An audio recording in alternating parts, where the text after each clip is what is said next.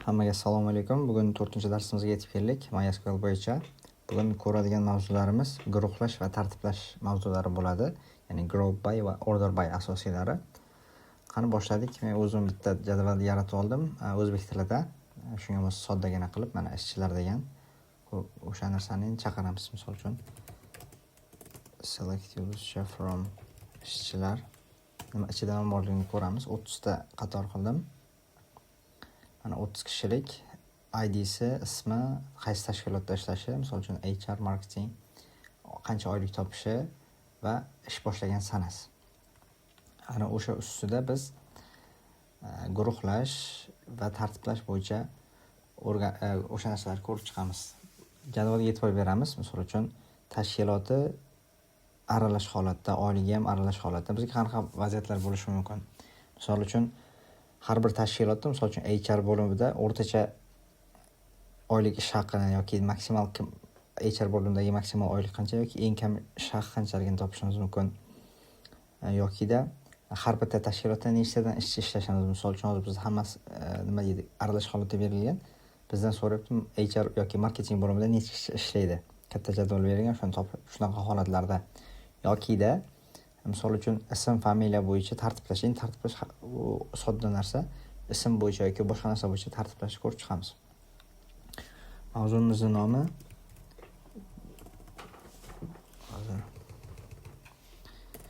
group by bu guruhlash degani yokida order by ketma-ketlikni bildiradi, order by. Xo'p, birinchi ko'rib chiqadigan narsamiz order bydan, ya'ni tartiblash bo'yicha ko'rib chiqamiz. Buni hozircha o'chirib turaveraman. Kerak bo'lmaydi. Xo'p, select qilamizda from ishchilar va order by. Aytaylik, hozircha bizga ism bo'yicha tartiblasin. Ism bo'yicha. Ismi ekan, uzr.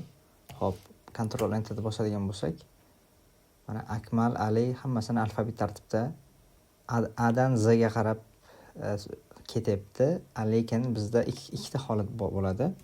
Hozir bu o'zini original holatida ascending holatda turibdi. Ascending degani o'sib borish tartibida. Biz endi kamayib borish tartibida qiladigan bo'lsak, ingliz tilidan kelib chiqadigan bo'lsa, descending bo'ladi. Misol uchun mana descending to'liq ma'nosi mana descending degani kamayib borish tartibida o'shani boshidagi 4 ta harfni olyapti, o'sha bilan descending bo'lyapti. Ctrl Enter bosadigan bo'lsak, mana Z harfidan boshlab, ziloladan boshlab pastga qarab ketgan, mana oxirida Akmal turibdi. Bu order by edi. Order by agar misol uchun o'sib borish tartibi bo'ladigan bo'lsa, hech narsa yozmaymiz.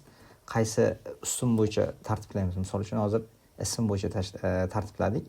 Ana endi o'sha narsani oyligi bilan tartiblasak bo'ladi. Oylik qiladigan bo'lsak, ascending, descending deb yozib o'tiramiz. Bizga o'sib borish tartibida qilib ko'ramiz. Xo'p, qara.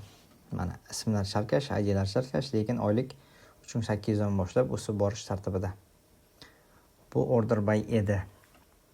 Ana endi biz hozir ko'ramiz.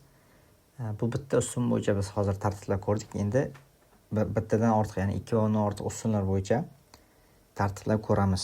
Qani ismi birinchisiga ismini yozib ko'ramiz. Ismi va oyligini yozib ko'raylik nima bo'lar ekan. Xo'p, mana ismi bo'yicha ketdi, Akmal, Ali va hokazo, va oyligi bo'yicha 6500, hech narsa o'zgarmadi. Chunki order bydan keyingi birinchisi ismi bo'lganligi uchun asosiy fokus ismiga qaratildi. Yoki buni teskarisiga sinab ko'ramiz. Ya'ni birinchi oylik bo'yicha, keyin undan ortganini ismi bo'yicha qilib ko'ramiz. Xo'p, mana Doston Lola ismi kasha bo'lib ketdi, lekin oyligi 3800 bo'yicha o'sish tartibida.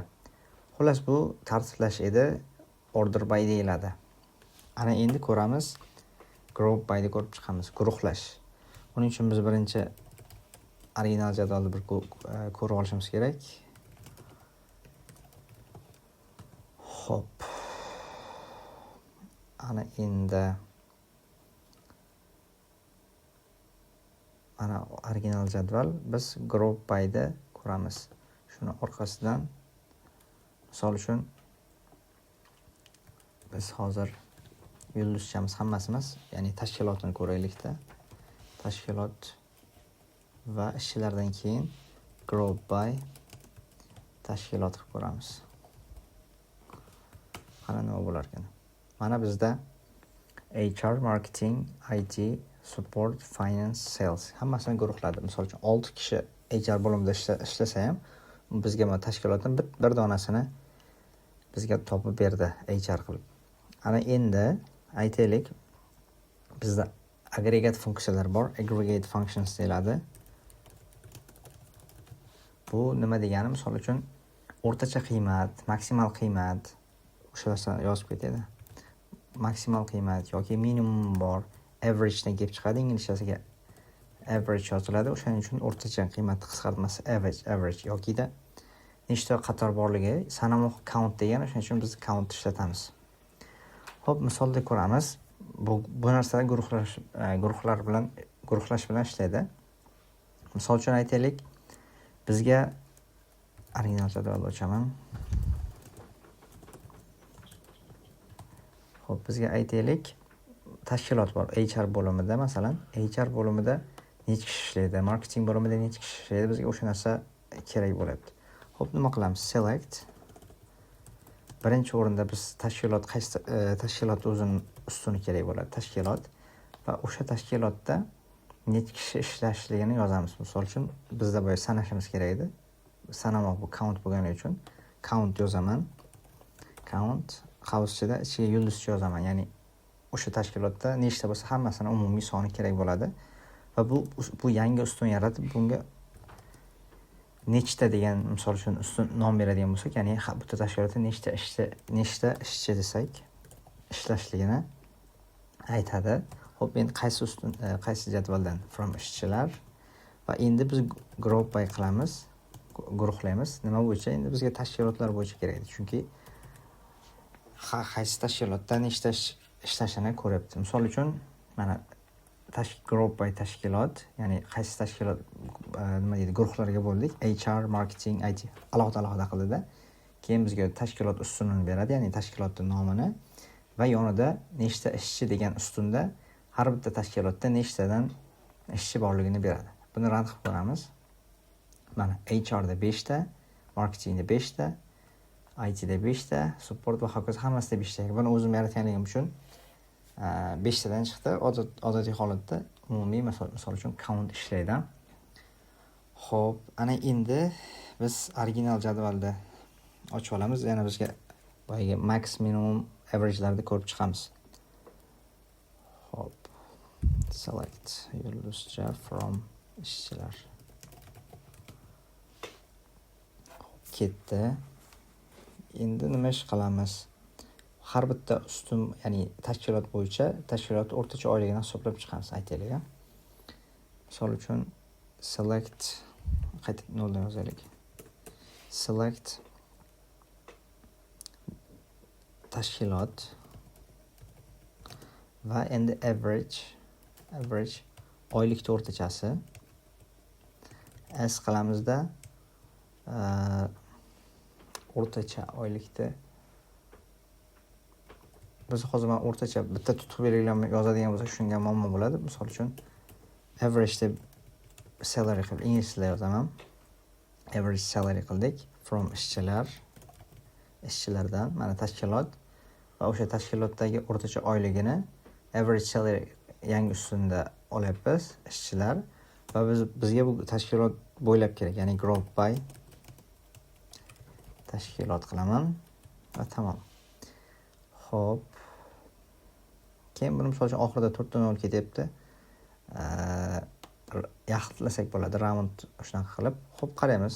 HR bo'limida 4260 endi dollarda gaplashadigan bo'lsak, masalan, 4260 dollar topar ekan HR bo'limida. Marketing bo'limida 5400, IT 6020, support 4000, ya'ni o'rtacha oyligi. Agar o'sha average biz max qiladigan bo'lsak, buni endi misol uchun nomini ham o'zgartiraylik. Max salary qiladigan bo'lsak, mana har bitta bo'limda eng maksimal topishi yoki minimum eng qancha topishini ko'rsatib beradi. Demak, bu group by edi. Xo'p, ana endi ham group by'da ham order by'da keltiradigan bo'lsak, misol uchun average salary'da qolamiz. O'rtacha oylikda group by tashkilot va o'sha jadvalda endi order by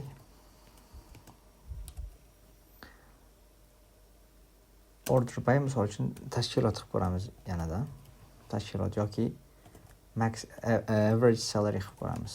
Ya'ni o'sish kamayish tartibida sinab ko'ramiz. Mana 4000 dan 6760 gacha ham guruhlangandan keyin o'sish tartibida bizga jadvalni qaytarib beryapti. Xo'p, asosiy o'rganishimiz kerak bo'lgan narsalar mana shu edi. Bugungisi qisqacha, ya'ni order by, tartiblash va group by. Biz bu group by'ni juda ham ko'p ishlatamiz. Ko'p holatlarda kerak bo'ladi, ya'ni filtrlashga kerak bo'ladi. Xo'p, an'anaga sodiq qolgan holda bugunga yana bitta LeetCode'dan misol topib qo'ydim. O'sha narsani ko'ramiz. Xo'p. Mana ketdi. 1729-savol. Find followers count, ya'ni obunachilar sonini topish. Followers degan jadvalimiz bor. Unda user ID va follower ID bor. Mana misol uchun user ID, har bitta userda o'zining ID'si bor va uning follower ID'si bor, ya'ni unga kim follow qiladi. Masalan, user ID'mizga follower ID'si deb bir turibdi, ya'ni mana ikkinchida turgan user 1, user 0 ga obuna ekan. Yoki de user 1 ga, userni 1 ga obuna ekan. Xo'p, pastga ketma-ket 2 turibdi. Ikkinchi obuna, ya'ni ikkinchi user ID'mizga 0 ham obuna bo'lgan ekan, 1 ham obuna bo'lgan ekan. Xo'p, bizdan savol so'rayapti. Write a solution that will for each user return the number of followers. Ya'ni bizdan har bitta ishchi uchun, har bitta user ID'si uchun uning nechta obunachisi borligini topib bering degan. And return the result table ordered by user ID in ascending order. Ya'ni jadvalda user ID bo'yicha tartiblab o'sish tartibida chiqarib bering degan. Xo'p, birinchi mana output qanaqa bo'lishi kerak degan. User ID turibdi, yonida followers count. Ya'ni nechtaligini biz boya ko'rganimiz, SQL da ko'rganimiz count funksiyasidan foydalanamiz, ya'ni aggregate functiondan. Qani ketdik. Select user ID. Hop, endi count qilamizda. Count yulduzcha hammasini sanaymiz as followers count. Xo'p, birinchisi user ID'miz turibdi va biz ikkinchi ustun yaratib uni followers count deb nom berdik. Endi qaysi jadvaldan? Bizda jadvalimiz nomi mana followers.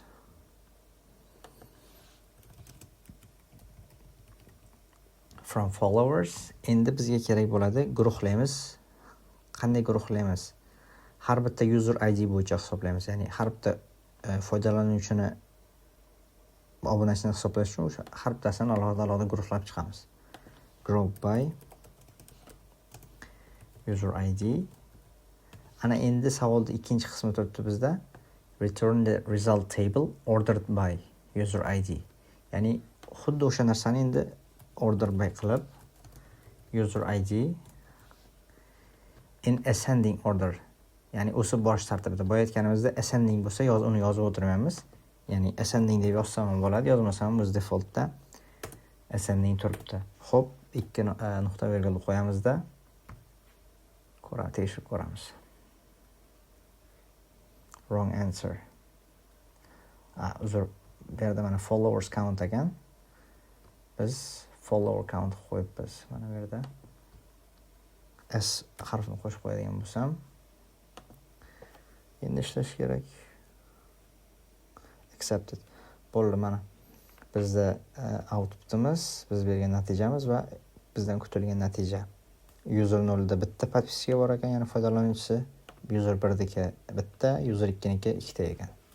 Bilan bugungi darsimiz tugadi. Order by va group by'ni ko'rib chiqdik. Hammaga katta rahmat.